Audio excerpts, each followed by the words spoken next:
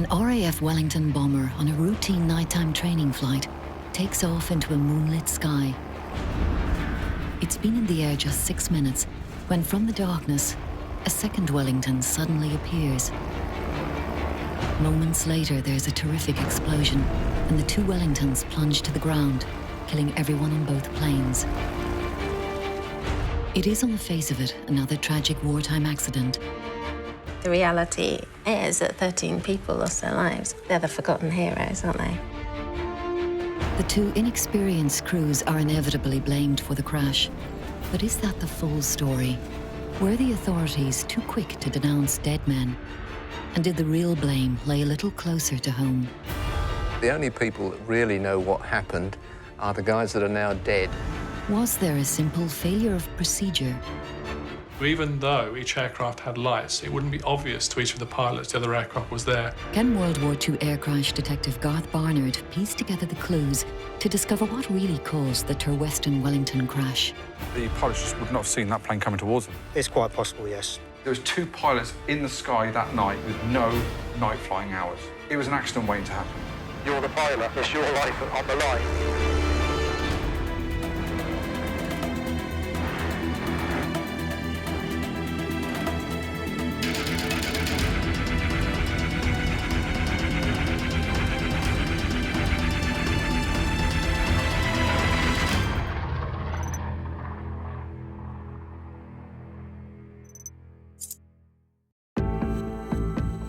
For the past 20 years, Garth Barnard has been investigating World War II RAF air training crashes.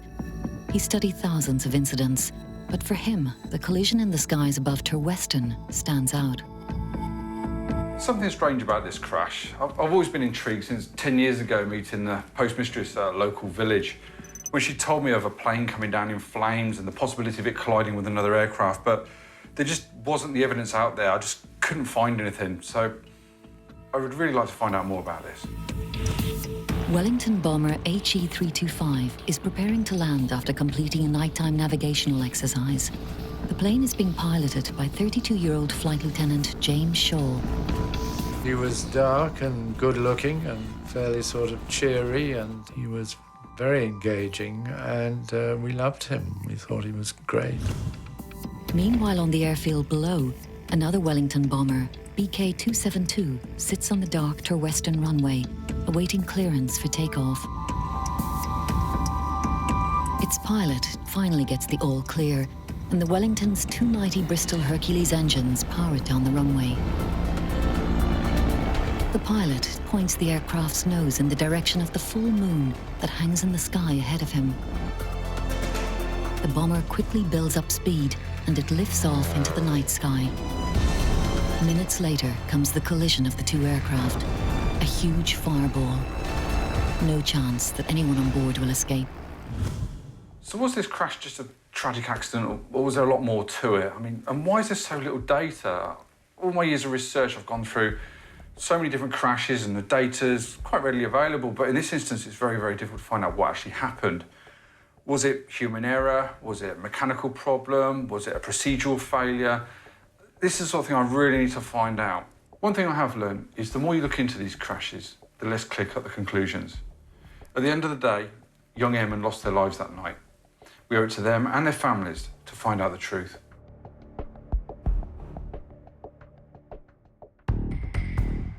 To begin his investigation, Garth needs to examine the official records. What can they tell him about the doomed planes? He's come to the RAF Museum at Hendon in London to see if their vast collection of accident report cards can provide him with any vital information. Accident report cards, called ARCs, were a system of cards developed by the RAF that recorded details about wartime air accidents in a simple indexed format. Can Garth find the right cards among the thousands in the Hendon archives? This is one of them. This is the date's right, Wellington, BK-272, just to see if there's a second aircraft.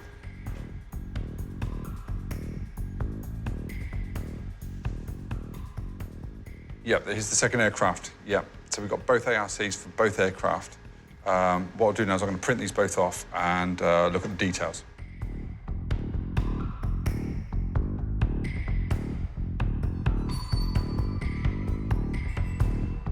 So what details do the ARCs provide? I'm looking at the ARCs here from both machines. This one has details on BK272 and this one on HE325. Looking here, we can see the pilot was instructional pilot Searles and a pupil pilot of what it looks like Harakze. It lists those two names, but it also states here that there was 7 on board and 7 killed, 7 fatalities. Looking at this aircraft, HE325, we can see that it was piloted by Shaw, and there were 6 on board with 6 fatalities. If we look at the details of what actually happened here, it says that the aircraft took off into a bright moon and struck another aircraft, which was actually higher, with both aircrafts crashed in flames. And again, on this ARC, it says struck by another aircraft in flight at 1,000 feet, both crashed and burnt. 13 men lost. The scale of the accident is shocking. The cards showed that the authorities blamed both crews equally and that they failed to keep a good lookout. But Garth has noticed the cards also conclude that navigational lights would not show up well in full moon. So which is it? Was it solely the crew's fault, or did they never stand a chance because of the flying conditions? For Garth, the cards lack important detail. It has details here of the engines, the aircraft type, the pilots and their hours on type in both day and night. It says there's 7 on board on one, 6 on another, but there's actually no details of the crews themselves. It doesn't really give us a lot of information on what they were doing. What we do know is that both aircrafts hit each other, but that's pretty much it. The official explanation for the crash seems too simple. How was it possible for the two planes to fly into each other? Surely the controllers on the ground should have known that the close proximity of Shaw's plane posed a danger to Searles before he took off. If anything, the official records seem to have posed more questions and not given answers. On the accident report card, the names of the pilots have one letter written in a column coldly beside them. K for killed. He was always Uncle Jas to us, this rather dashing figure in uniform. A very glamorous figure at that stage, obviously, because anyone in uniform was a bit of a hero. His wife was called Helen, and he had a baby son at the time of his death. And he was always the sort of hero figure, if you like, who died during the war.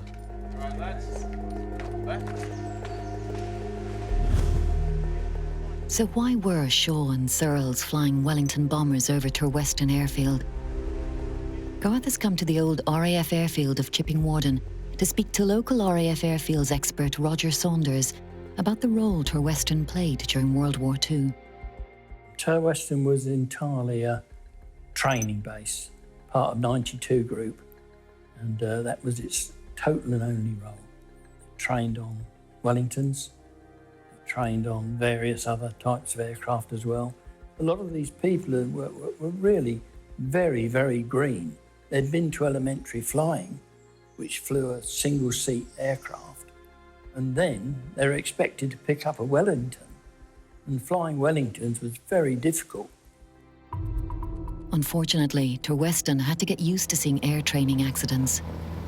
There was quite a lot of crashes, not all fatal, some were, but the crashes didn't just occur locally, of course, because a lot of these aircraft, Wellingtons especially, went on fairly long flights. Then the losses then continued due to navigational errors. Killed lots of pilots doing that. It was very busy looking at the airfields because they were very close together. And if you think that they've all got to take off, they've all got to land, they've all got to do their flight, and they've got to miss each other on the way back. Now, it sounds easy, but it's not. Just how close the airfields were together is staggering. Within a 15-mile radius of Brackley alone, there were no fewer than 13. Perhaps it was not surprising that accidents occurred regularly. There were more than 400 during the war in this small area of Britain. Some were lucky, of course, and managed to walk away from the wreckage relatively unscathed, but many more did not. The figures are sobering, to say the least. During World War II, almost 7,500 men were killed in training incidents in Britain. Most were men who died before seeing any frontline action. The inexperienced tour Western training crews faced a whole set of challenges and dangers.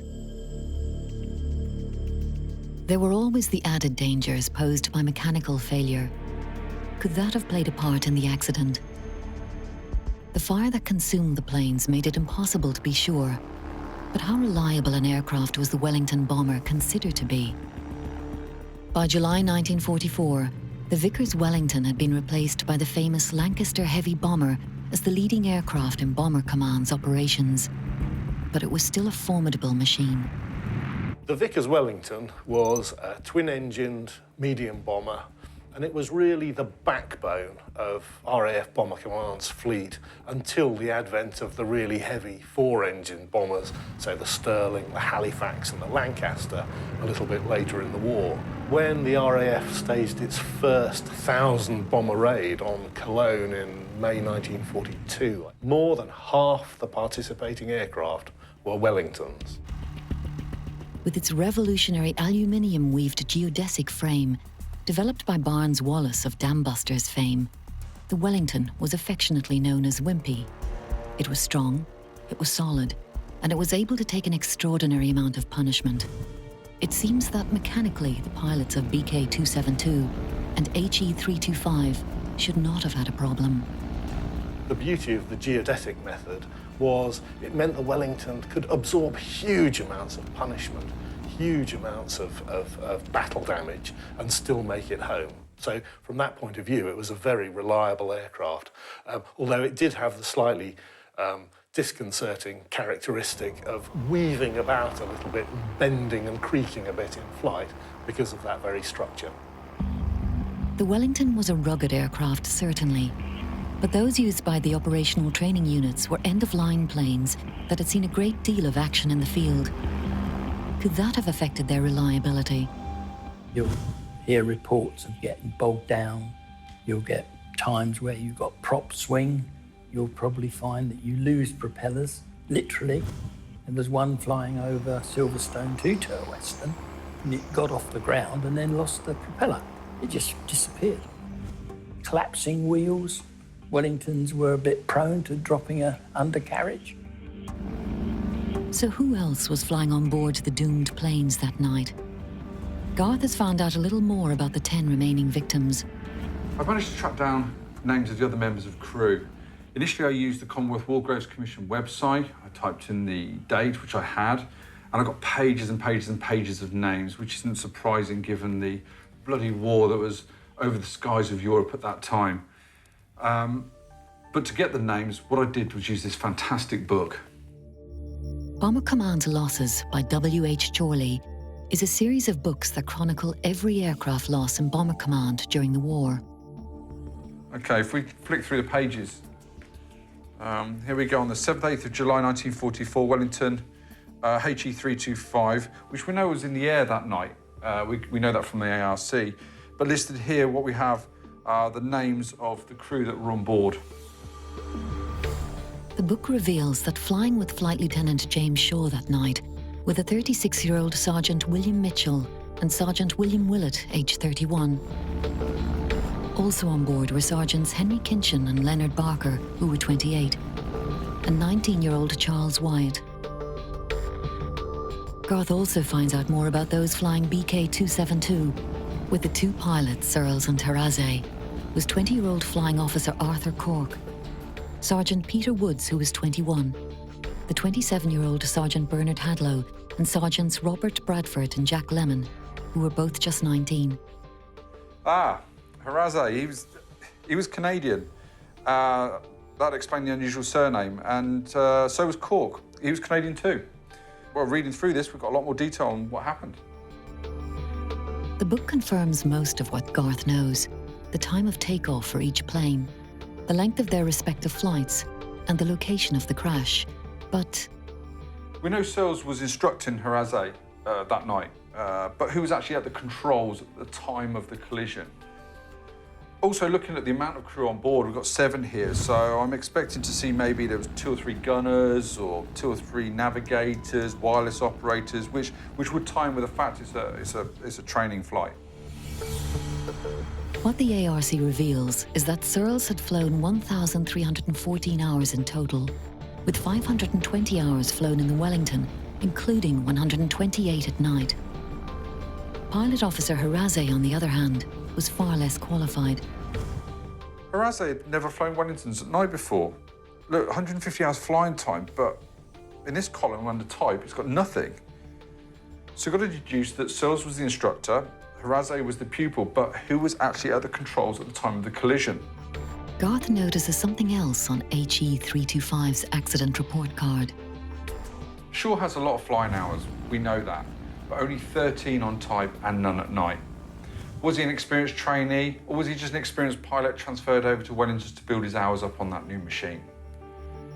With Harazay at the controls, that means there was 2 pilots in the sky that night with no night flying hours. It was an accident waiting to happen.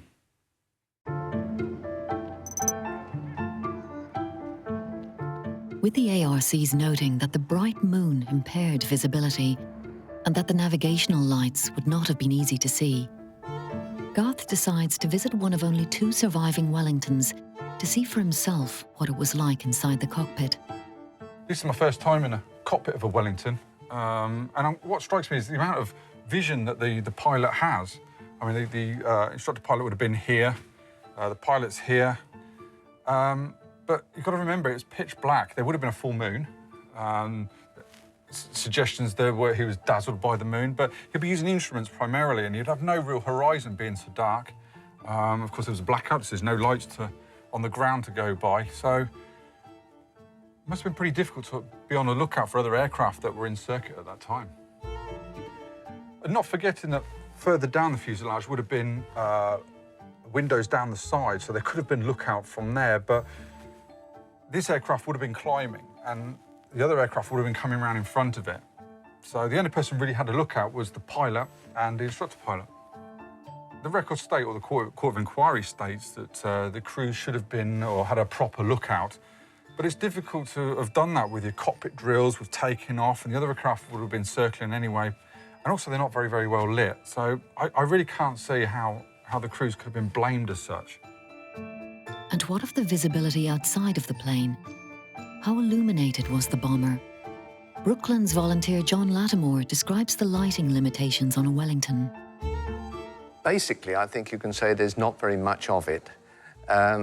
It consisted of the normal port and starboard red and green wingtip lights, a light on the front of the nose of the Wellington, which I think you can see an example over there, which is a formating light, which was shrouded, so it can only really be seen from the front. And you had, again, formating lights towards the top of the rudder. As I understand it, 1 blue, 1 white. And underneath the nose of the aeroplane, which is for signalling purposes, so it can be used for signalling to the ground. Hence, it's underneath the aeroplane. And that's it, as far as external lights are concerned. The lighting you talk of wasn't like the big bright lights you see on modern aircraft now? No, not at all. You're talking about car tail light bulbs, basically. So you know what that is. It's not very bright, no. And certainly not from a distance in the air. But they weren't designed to tell anybody on the ground where the aeroplane was, for obvious reasons.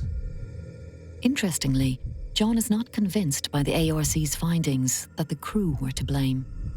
To be honest with you, it seems to me that you had the unfortunate set of circumstances where the only people that really know what happened are the guys that are now dead. So if your airplane that's now in circuit flying on its own, probably would not have his full mating lights on. So he's only got his wingtip nav lights.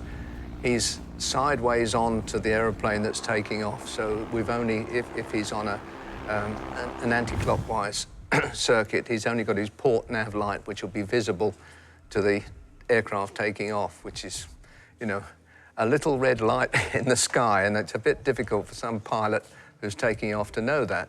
This was a convenient let-out. You've got a crash or a collision that occurred, killed a number of people. Somebody's got to come up with an answer, so you come up with an answer that says, well, they weren't really doing their job very well, were they? You know, which is unfortunate, but I think it's convenient. Why would the authorities want to find a quick and convenient excuse for the collision?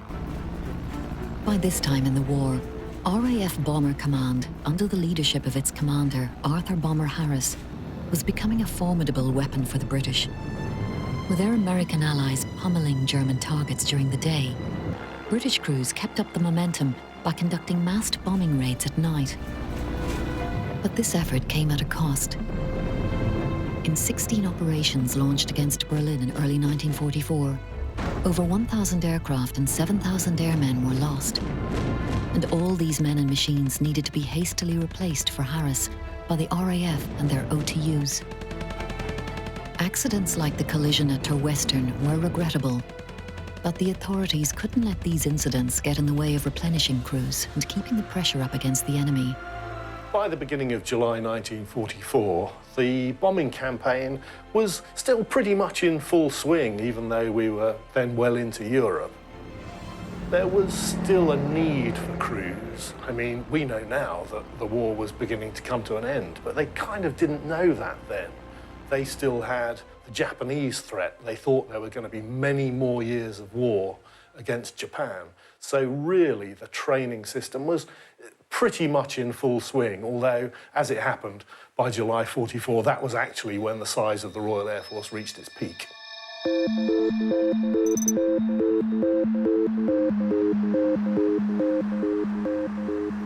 Garth tries to pinpoint the exact location of the crash. He has the grid reference from the ARCs, but unfortunately they don't correspond with modern maps. Happily, there's a solution.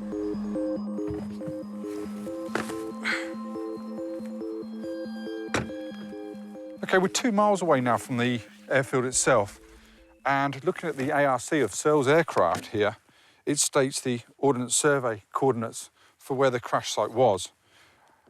That doesn't correlate or relate to any modern-day Ordnance Survey maps, so what I have to use is a 1943 Ordnance Survey map, and from that, I can work out the exact position of the crash site.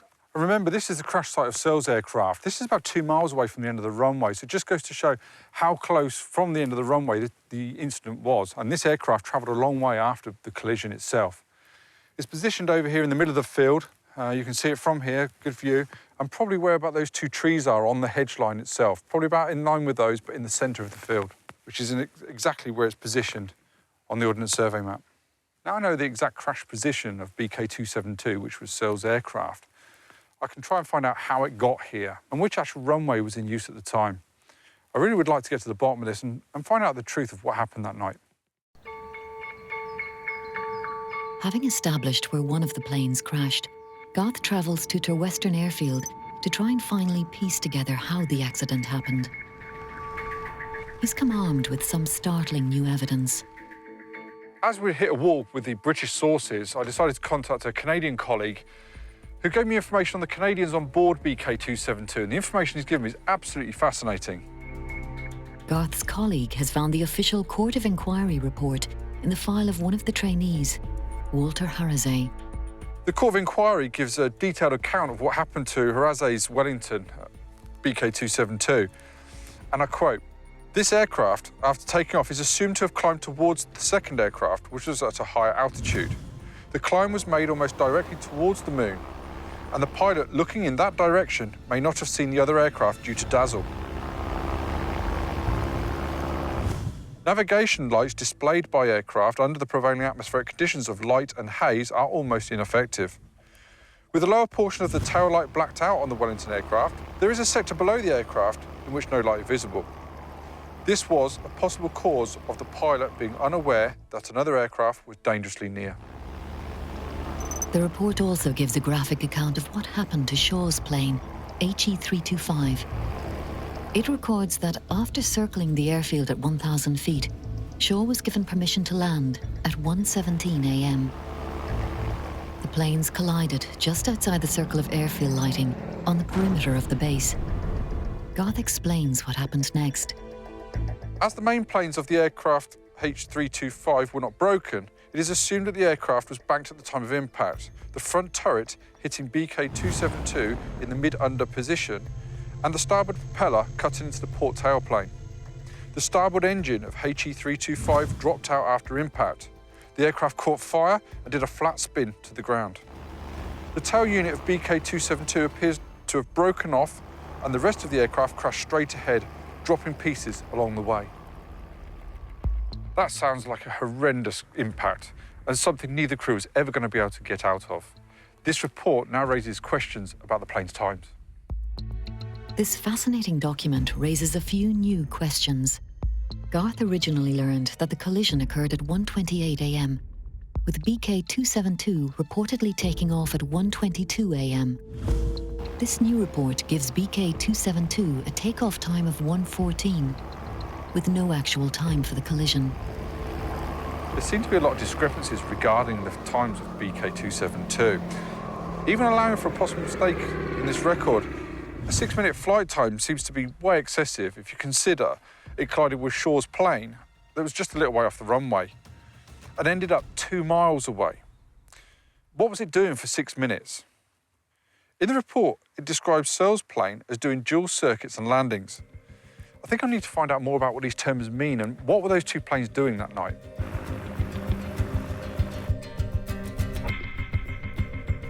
Steve French is a pilot who flies regularly from Terweston. He's agreed to take Garth up on a flight and to explain what a circuit is.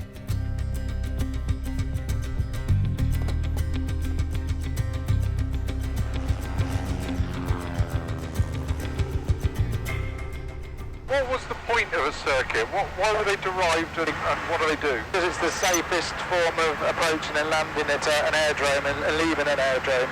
There's a specific circuit, which is basically a box in the sky. You take off, you climb out, you turn right, you turn right, you turn right, and you land. So it's like a box in the sky.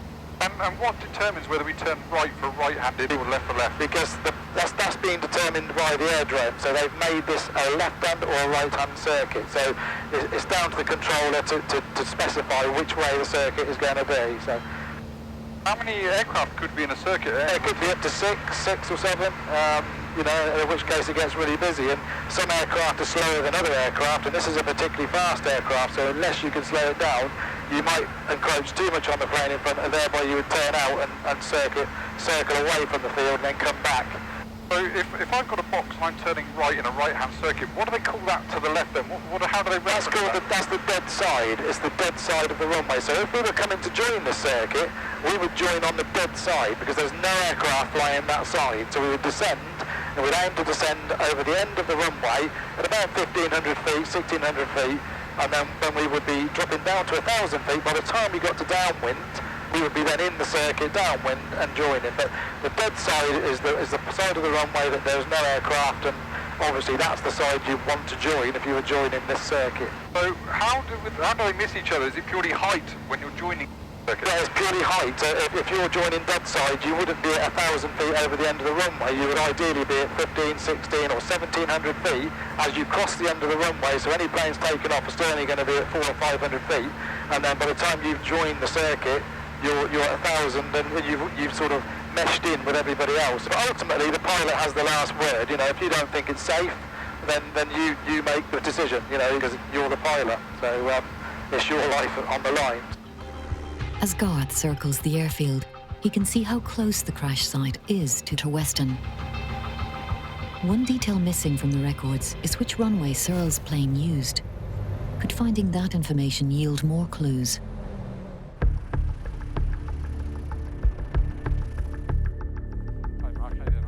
Garth meets with local astronomer Mark George. Can he shed more light on the question of the runway? Mark, what I do know is that the crash site was in this direction. But what I can't confirm and what I don't know is the actual runway in use that night. What I do know is from looking at the official data that the moon had an important part to play in that. Is there any way you can tell me where the moon was on that night? Yes, absolutely. We've got a fantastic piece of software here that allows us to turn back time. So by using this, we can see exactly where the moon was on that night. So if you have a look on here, we turn the time back to 1944, and it shows us that the moon, if we have a look in this direction, we're about 28 degrees in the sky. So we're looking at about this patch of sky just here. So then, if we position the map then, right now we're stood at the intersection of these two runways, so it could have been any one of those. We know Westbury's in this direction. From what you've said with the moon being in this direction, it does confirm that this was the runway in use at the time. Absolutely, yes. I mean, for any pilot taking off from this particular runway, they're going to have the full glow of that moon in their eyes as they take off. Would the moon have been very bright that night? Would it have had an influence? It would have. It would have been very bright. On that particular night, it was a waning gibbous, and it would have been giving out about 90% of its moonlight. It's quite plausible then that the pilots just would not have seen that plane coming towards them. It's quite possible, yes. The moon would be that bright. It'd be akin to having a torch shone in your eyes, really. And for any pilot heading into that, it's going to be quite dazzling for them and confusing. From the information he's gathered so far, Garth has come up with a timeline of events. At 1:14 a.m., Charles Searles is given permission to take off with his crew of 7. As it's Hiraze's first nighttime flight, Wellington BK 272 remains stationary as he, Searles, continues teaching him. After returning to the airfield and circling, Flight Lieutenant Shaw in Wellington HE 325 is given permission to land. At some time between 1:17 a.m. and 1:28 a.m., Searles Wellington takes off to the southeast into the face of the full moon. Now Shaw's plane is beginning to turn and drop to 1,000 feet at the head of the runway, so that he can come around and fly to the far side, where he'll start his final approach to land. Shaw's Wellington smashes into the tail of BK 272 and slices it off. Shaw's craft flat spins to the ground and impacts on the perimeter of the airfield, while Searles Wellington manages to remain in the air before it too crashes near the village of Westbury. But Garth believes that it was the controllers on the ground who may have been at fault. The flight time of 6 minutes must have been a delay on Searles' part. He must have been sat on the end of that runway for the whole of those 6 minutes. And what I don't understand is why those flight controllers did not abort his takeoff when they knew Shaw was still circling and still in a dangerous close proximity. Perhaps the staff at Turwestern knew that they were partly to blame for the accident. But this was wartime. Keeping morale high was all important, and it might have been that the authorities wanted nothing to discourage or dispirit trainees. Pilot error was perhaps a neat, tidy, convenient, non-controversial explanation for the crash. Garth is still wrestling with the one hole in his theory, however.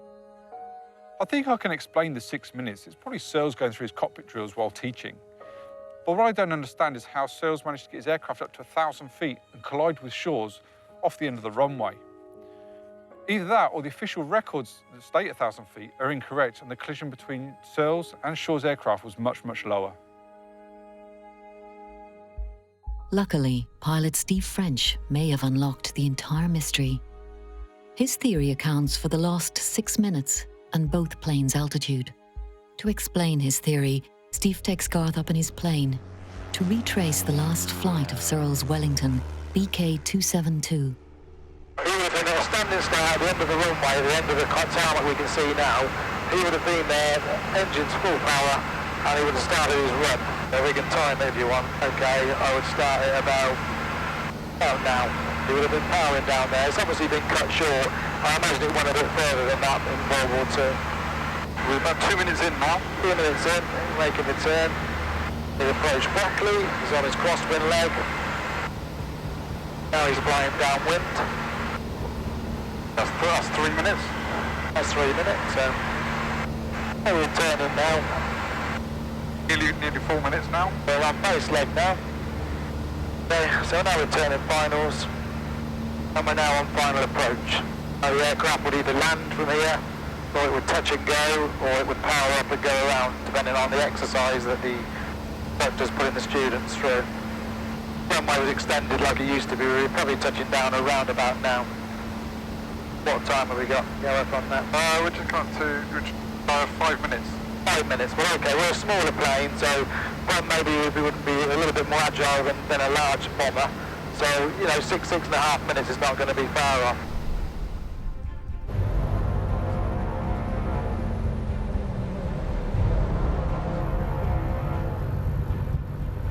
Back on the ground, Steve reveals more. Obviously, we've just flown this circuit, and it was a right-hand circuit to runway 15. I believe that the pilot and on the Wellington that was taken off, he had a student with him, and he was on his very first circuit. There's a 6.5 minute delay in between the time they talked to them and the accident, which would basically be correct for taking off, flying a circuit, and rather than landing, doing a missed approach. A missed approach is where you're on approach, you decide to throw the landing away, and you take off and go back round. As he got a student with him, it was the middle of the night. I would imagine that, you know, the first one would just be for a look. So he'd come round, have a look, he'd be at 500-600 feet, he would say, right, go round. The pilot would then pull up, he would soon be at 1,000 feet. Meanwhile, the other aircraft's coming in to join the circuit from the dead side. This is the dead side of the runway because obviously it's a right-hand circuit.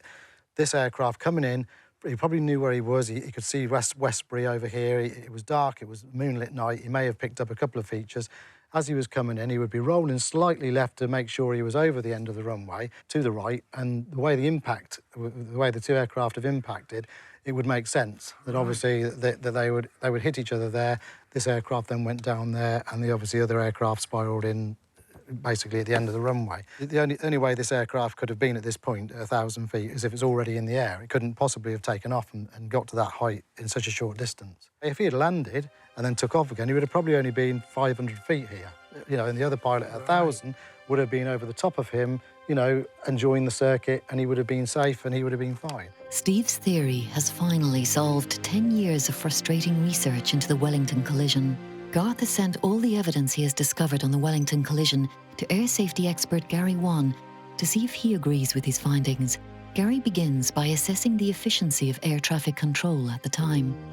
Air traffic control during wartime is certainly different to the way it's run now. And essentially, the person in air traffic control will be recording takeoff times and landing times. There wouldn't have been a map to plot where the aircraft are. There's obviously no radar to see where the other aircraft are. And clearances given to the aircraft are almost procedural in that the aircraft is given permission to carry out a manoeuvre, and it's up to the pilot then to carry out safely. By giving procedural instructions, you're allowing the aircrew to carry on and carry out a manoeuvre, but what that lacks is the control over the aircraft and making sure that you haven't got two aircraft in the same place at the same time. So why did the crews not see the other's aircraft that night? If the two aircraft are on a converging course, a collision course, then there'll be no apparent movement of one aircraft to the other. And it's a well-known fact that the human eye picks up movement. So even though each aircraft had lights, it wouldn't be obvious to each of the pilots the other aircraft was there until very shortly before the collision. With the numbers of planes in the skies increasing all the time, and our major airports becoming busier than ever, how does modern aviation minimize the possibility of a collision between converging airliners near an airport? Former RAF and commercial test pilot Chris Roberts explains the systems that have been developed to keep the modern traveller safe, even in limited visibility. You have on board your aeroplane a thing called a TCAS, which is a collision avoidance system. And you can see on your aircraft displays where the other aeroplanes are that are coming in towards the landing point, which is also the beginning of your takeoff point. So you have that basic visibility if you're in bad weather, and of course you can see them if the weather's good. And of course, air traffic knows where they are, so air traffic will be telling you. But at a particular point when you requested your departure, you will be cleared onto the runway, and you will be cleared takeoff. And the two calls may come together, they may not. Air traffic now never use the term takeoff unless you're cleared to take off. So once you're cleared to take off, you have to go very quickly because everybody is working on the assumption that you will move very quickly after you've been given clearance. And that will allow you to slot in to your place in the pattern of aeroplanes that are coming into land and have already taken off. Now he has finally discovered the truth. Garth can tell the relatives of the Wellington crash what he's found, and a 70-year-old mystery can at last be resolved. Emma Bonner Morgan is the great-niece of Flight Lieutenant James Shaw. The family had believed that James was killed while training in Scotland. Garth meets Emma to tell her more. It was 1:15 in the morning, so it's pitch black. Very, very dark. But also, there was a full moon, so that some of the land was lit up. So you've got an aircraft which, by all accounts, from reading through this research, was taking off into the moon. So he had the bright moon in front of him. And then you had another aircraft that was circling around. So the aircraft couldn't really see each other. So when it comes to fault, the Court of Inquiry states that perhaps both crews didn't keep proper lookout. But to me, that's a bit harsh because the two aircraft, very, very dark night, just collided with each other. How much information had your family received regarding this crash, and what did you actually know? My grandma told me about him and had said there'd been an accident, but she didn't go into details, and I suppose she didn't even know that much. But actually seeing it all here again brings it back to life. But, I mean, she was very sad, and obviously I didn't want to ask too many questions because I could see how much it affected her. I think it's, you know, fantastic to have this information and fills in some of the gaps that we didn't know. It's quite emotional, really. Here's his photo. Brings him to life, actually. Seeing the written word really brings him to life as well. The reality is that 13 people lost their lives, which is desperate. They're the forgotten heroes, aren't they? For Garth, this is a very satisfying end to his 10 years of research. I'm afraid, after looking at the evidence, this is just a tragic accident where neither crew can be portioned absolute blame. There's a lot of factors involved here. Firstly, it was a very inky, dark night, but for Searles and his trainees, he had the brilliant, bright moon, which had a dazzling effect on him. Also, the Wellington's got to be portioned blame here, to a degree, simply because the lights are very, very small and they would have been painted out. They're very, very dim, very, very difficult to pick out. And on a night like that, where it was incredibly dark, it would have been virtually impossible to see the other aircraft. That terrible crash in July 1944 was just one of many hundreds that cost the lives of so many young airmen during World War II. The thousands of deaths that happened in training are a footnote in history. But by researching crashes such as the collision of the two Wellingtons at Weston, hopefully people are made aware and understand the bravery and sacrifice these men made behind the front line. It is something we should not forget. God bless the finest, bravest souls, no more to fly or walk. Their precious blood was spilled, no more to flourish, love or talk. May they always be remembered, and may they rest in perfect peace. God bless their souls and families, and pray that evil wars may someday cease.